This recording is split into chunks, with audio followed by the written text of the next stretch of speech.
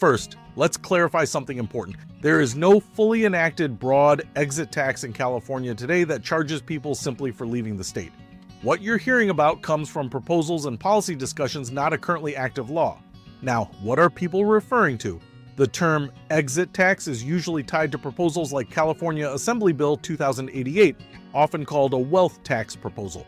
While that bill did not pass, it included a controversial feature. It would have continued taxing certain high net worth individuals even after they left California for a limited period of time. That's where the exit tax idea comes from. So how would something like this work in theory? Under proposals like that, if someone met a certain wealth threshold and, for example, tens of millions of dollars in net worth, California could continue to tax a portion of their wealth for several years after they moved out of the state. The idea is that those individuals built their wealth while benefiting from California's economy, infrastructure, and legal system. In other words, the state would say, you don't immediately stop owing us just because you moved. Now, who would this affect? Only a very small group of people. These proposals have typically targeted ultra-high net worth individuals, people with wealth in the tens of millions or higher.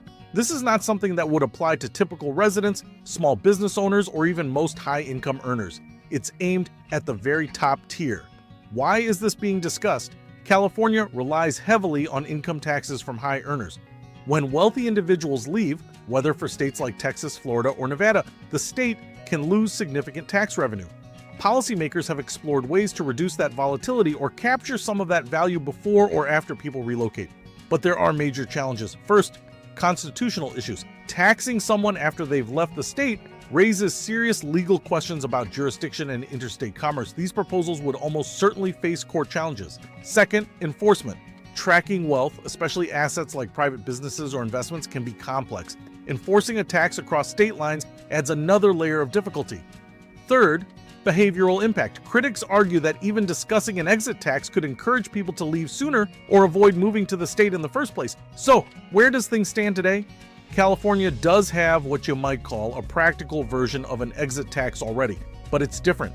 If you sell assets while you are still a California resident, those gains are taxable in California. So some people who plan to move try to relocate before selling a business or major investment. That's legal tax planning, and it's part of what these proposals are reacting to.